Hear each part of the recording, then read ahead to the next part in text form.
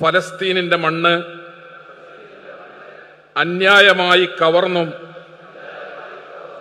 തദ്ദേശീയരെ പുറത്താക്കിയും Zionist ഭീകരർ നടത്തുന്ന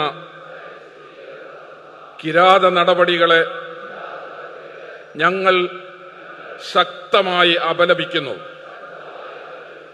മനുഷ്യാവകാശങ്ങളെയും അന്താരാഷ്ട്ര നിയമങ്ങളെയും കാറ്റിൽ പറത്തി പിഞ്ചു കുഞ്ഞുങ്ങളും സ്ത്രീകളുമടക്കമുള്ള ആയിരങ്ങളെ കൊന്നൊടുക്കുന്ന ഇസ്രയേൽ ഭരണകൂടവും അമേരിക്കൻ കൊളോണിയൽ ശക്തികളും മാപ്പർഹിക്കുന്നില്ല. ഫലസ്തീൻ വിഷയത്തിൽ ഗാന്ധിജിയും നെഹ്റുവും ഉൾപ്പെടെയുള്ള മുൻഗാമികൾ ഉയർത്തിപ്പിടിച്ച ധീരമായ നിലപാടിൽ ഞങ്ങൾ അഭിമാനിക്കുന്നു. അധിനിവേശവും വംശീയതയും അവസാനിപ്പിക്കാനും ഫലസ്തീൻ ജനതയ്ക്ക് അവരുടെ മാതൃഭൂമി തിരികെ ലഭിക്കാനും അന്താരാഷ്ട്ര സമൂഹവും ഐക്യരാഷ്ട്രസഭയും തിരിച്ചു ലഭിക്കുവാനും അവരുടെ മാതൃഭൂമി അവർക്ക് തിരിച്ചു ലഭിക്കുവാനും അവർക്ക് സ്വാതന്ത്ര്യത്തോടെ അവരുടെ മണ്ണിലൂടെ നടക്കുവാനും ജീവിക്കുവാനും അതിനുവേണ്ടി പോരാടുന്ന ഫലസ്തീൻ ജനതയ്ക്ക് ഐക്യദാർഢ്യം. ഇതുതന്നെയല്ലേ നമ്മൾ പറയേണ്ടിയിരുന്നത്? പ്രിയമുള്ളവരെ, ഇത് ISMന്റെ സംസ്ഥാന സമ്മേളനത്തിലാണ് ഈ ഒരു പ്രതിജ്ഞ അല്ലെങ്കിൽ ഐക്യദാർഢ്യ സംഗമം. ആയിരക്കണക്കിന് യുവാക്കൾ പങ്കെടുത്ത ഒരു പ്രോഗ്രാമാണ്. അവിടെ KNMന്റെ സംസ്ഥാന പ്രസിഡന്റ് അബ്ദുള്ളക്കോയ മദനിയുണ്ട്. അതുപോലെ തന്നെ അതിലുപരിയായിക്കൊണ്ട് അവിടെ ഒരാളുടെ സാന്നിധ്യം, അത് ഫലസ്തീൻ അംബാസഡറുടെയാണ്. ഇന്ത്യയിലുള്ള ഫലസ്തീൻ്റെ പ്രതിനിധി അവിടെ പങ്കെടുത്തിട്ടുണ്ട്. അതോടൊപ്പം തന്നെ മറ്റൊരു പറയത്തക്ക വ്യക്തിത്വം അവിടെ ഉണ്ടായിരുന്നു. അത് പ്രതിപക്ഷ നേതാവ് VD സതീശനാണ്. ഇവിടെ ഇത് ചൊല്ലിക്കൊടുക്കുന്നത് ഷെരീഫ് മേലേതിലാണ്. അതിന് തൊട്ടടുത്ത് തന്നെ ഷുക്കൂർ മൗലവി ഉണ്ട്. അതുപോലെ ഒട്ടനവധി ആളുകൾ വേദിയിലും അനേകായിരം യുവാക്കൾ അണിനിരക്കുന്ന ഒരു വലിയ പരിപാടി തന്നെയാണ് ഇന്നലെ നടന്നത്. അതിൻ്റെ മീഡിയ വൺ റിപ്പോർട്ട് ചെയ്ത ഒരു വീഡിയോ ആണ് നമ്മളിപ്പോൾ കാണിച്ചത്. ഫലസ്തീൻ മണ്ണിൽ ക്രൂരതയ്ക്കിടയാകുന്ന ജനതയ്ക്ക് വേണ്ടി 10,000-കണക്കിന് യുവാക്കൾ പങ്കെടുത്ത ഫലസ്തീൻ ഐക്യദാർഢ്യ സദസ്സ് നടത്തി എന്നുള്ളതാണ്. ISMന്റെ സംസ്ഥാന സമ്മേളനമാണിത്. ISM എന്നുള്ളത് 2 വിഭാഗത്തിന് ISM ഉണ്ട്. അതിൽ KNM ഔദ്യോഗിക വിഭാഗത്തിൻ്റെ ISMന്റെ പ്രോഗ്രാമാണ് ഇപ്പോൾ നമ്മൾ കണ്ടത്. ആ പ്രോഗ്രാമിൽ ഫലസ്തീനിൽ നീതി നിഷേധിക്കപ്പെട്ട് പിടഞ്ഞു വീണ് മരിക്കുന്ന ഫലസ്തീൻ ജനതയ്ക്ക് ഐക്യദാർഢ്യം. അവർ പോരാടുന്നത് നമ്മുടെ ഇന്ത്യയുടെ സ്വാതന്ത്ര്യ സമരത്തിൽ പോരാടിയ സ്വാതന്ത്ര്യ സമര പോരാട്ടത്തിൻ്റെ കുന്തമുനകളായിരുന്ന മഹാത്മാഗാന്ധിയെപ്പോലെയുള്ള ആളുകളുടെ അതുപോലെയുള്ള ഒരു സ്വാതന്ത്ര്യ സമര പോരാട്ടത്തെ ഞങ്ങൾ നെഞ്ചേറ്റുന്നു അല്ലെങ്കിൽ ഐക്യദാർഢ്യം പ്രഖ്യാപിക്കുന്നു എന്നാണ് അവിടെ പറഞ്ഞത്. ഇത് പറയുവാൻ വേണ്ടിയിട്ട് മൗലവിമാരെ, നിങ്ങളെയൊക്കെ എത്രയാണ് നമ്മെപ്പോലെയുള്ള സാധുക്കൾക്ക് കുറ്റപ്പെടുത്തേണ്ടി വന്നത്. ഇക്കഴിഞ്ഞ ദിവസമാണ് ഹനീഫ് കായക്കൊടി എന്ന് പറയുന്ന മൗലവിയുടെ ആ ഒരു പ്രസ്താവനയ്ക്കെതിരെ അവസാനമായിക്കൊണ്ട് മുജാഹിദുകളുടെ ഫലസ്തീൻ വിരോധം നമ്മൾ തുറന്നു കാണിച്ചത്. ഇന്നും അവിടെ അവർ പറയുന്നത് ഫലസ്തീൻ ജനതയ്ക്കാണ്, മതി, അത്രയേ വേണ്ടുള്ളൂ. പിന്നെ അവിടെ പോരാടുന്ന ആളുകൾ അമേരിക്കയിൽ നിന്നോ ഇംഗ്ലണ്ടിൽ നിന്നോ വന്നിട്ടല്ല. ഇനി അമേരിക്കയിൽ നിന്നോ ഇംഗ്ലണ്ടിൽ നിന്നോ വന്നിട്ട് അവിടെ പോരാട്ടം നടത്തുന്നുവെങ്കിൽ അത് പോരാട്ടമല്ല, അക്രമമാണ്. അത് ഇസ്രായേൽ സയോണിസ്റ്റ് അധിനിവേശ സേനയ്ക്ക് വേണ്ടിയുള്ള അക്രമമാണ്. അതിനു വേണ്ടിയിട്ട് ഇറ്റലിയിൽ നിന്നും ഇംഗ്ലണ്ടിൽ നിന്നും അമേരിക്കയിൽ നിന്നും ഉള്ള ആളുകളൊക്കെ അവിടെ വരുന്നുണ്ട്. വന്നിട്ട് തിരിച്ച് കറുത്ത ബാഗുകളിലായി അവർ സ്വന്തം നാട്ടിലേക്ക് പറന്നുകൊണ്ടിരിക്കുന്നുണ്ട്.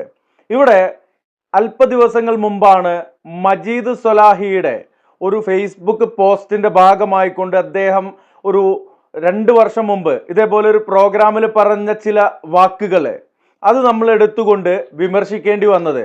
പിന്നീട് അതിനുള്ള ന്യായീകരണവുമായിട്ട് അഹമ്മദ് അനസ് മൗലവി വന്നു. അദ്ദേഹത്തിൻ്റെ ആ ഒരു പ്രഭാഷണത്തെയും നമുക്ക് വിമർശിക്കേണ്ടി വന്നു.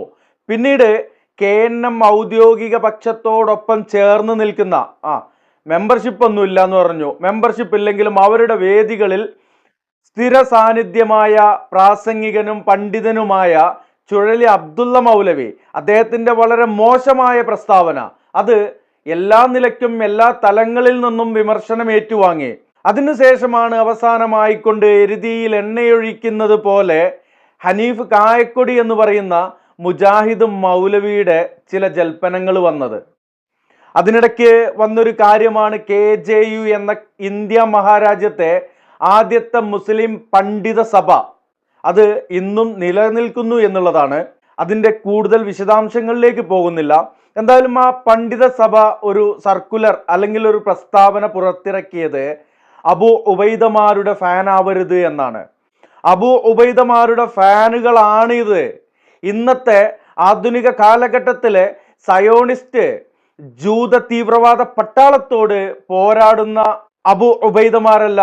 അതിനു മുമ്പ് അബൂ ഉബൈദ എന്ന് പറഞ്ഞുകൊണ്ട് ഇസ്ലാമിൻ്റെ പോരാട്ട വീര്യം ഒട്ടും കുറഞ്ഞു പോകാത്ത നിലയ്ക്ക് ശത്രു സൈന്യത്തോട് പോരടിച്ച സേനാ നായകനായ അബൂ ഉബൈദ ഉണ്ടായിരുന്നു. ആ അബൂ ഉബൈദയുടെ ഫാൻസുകള് അവര് ഇന്ന് അബൂ ഉബൈദ എന്ന പേരിൽ വരുമ്പോൾ വിശ്വാസം അത് അല്പമെങ്കിലും നെഞ്ചകത്തുണ്ടെങ്കിൽ അല്ലേ, ആ നെഞ്ചകത്തുള്ള വിശ്വാസം അല്പമെങ്കിലും കരകളഞ്ഞതാണെങ്കിൽ, സത്യസന്ധതയുള്ളതാണെങ്കിൽ, സാരസമ്പൂർണമായ ഇസ്ലാം എന്ന് പറയുന്ന ഈ ദീന് ഉൾക്കൊണ്ടവരാണെങ്കിൽ അവരുടെ ഫാനായിട്ടില്ലെങ്കിലും അവർക്ക് വേണ്ടി പ്രാർത്ഥിക്കും, അവർക്ക് ഐക്യദാർഢ്യം പറയും.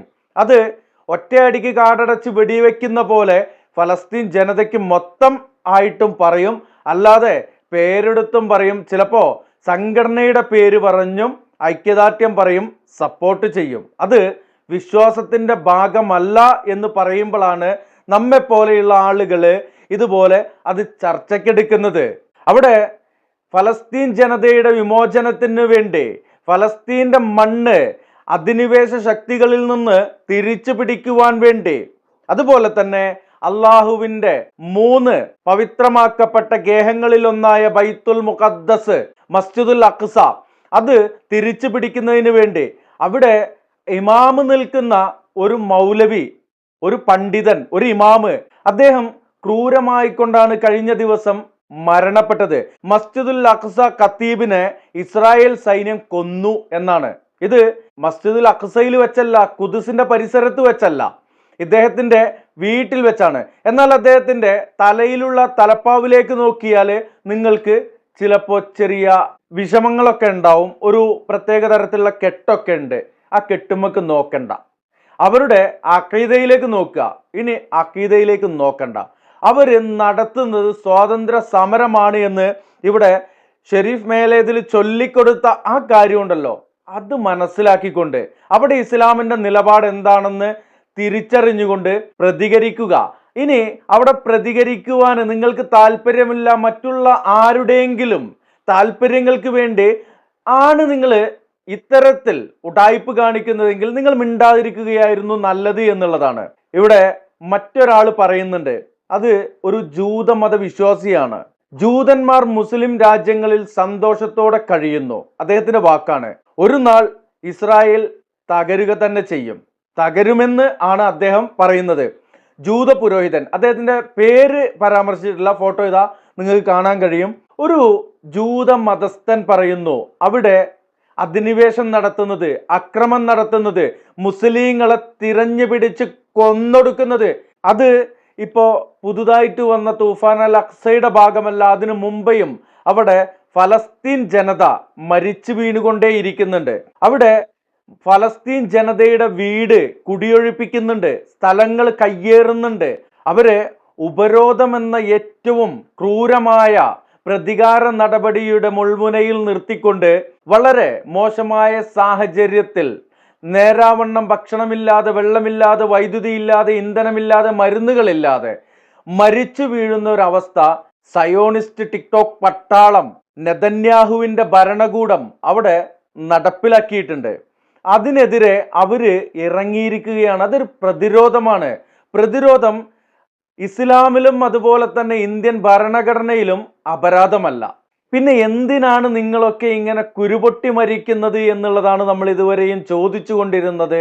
അതിന് ഉത്തരമായിരിക്കുന്നു ISM എന്ന് പറയുന്ന യുവാക്കളുടെ ആ ഒരു കൂട്ടായ്മയില്ലേ, ആ സംഘടനയില്ലേ, അതിൽ നിന്ന് ആ ഉയർന്നു കേട്ട ആ വാക്കുകൾ അത് ആരുടെ മനസ്സിലും വിദ്വേഷം നിറയ്ക്കുന്നതല്ല.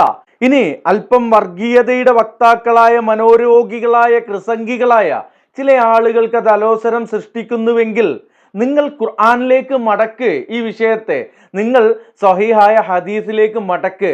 നിങ്ങൾ ആരുടെയും 100 മാർക്ക് അത് നിങ്ങളുടെ സ്ലൈറ്റിൽ വന്ന് ചേരുന്നത് സ്വപ്നം കണ്ടുകൊണ്ട് നിങ്ങൾ വിഡ്ഢികളുടെ സ്വർഗത്തിലേക്ക് നടന്നെടുക്കല്ലേ എന്ന് തന്നെയാണ് ഇത്രയും പറഞ്ഞിരുന്നത്, ഇപ്പോഴും പറയുന്നത്.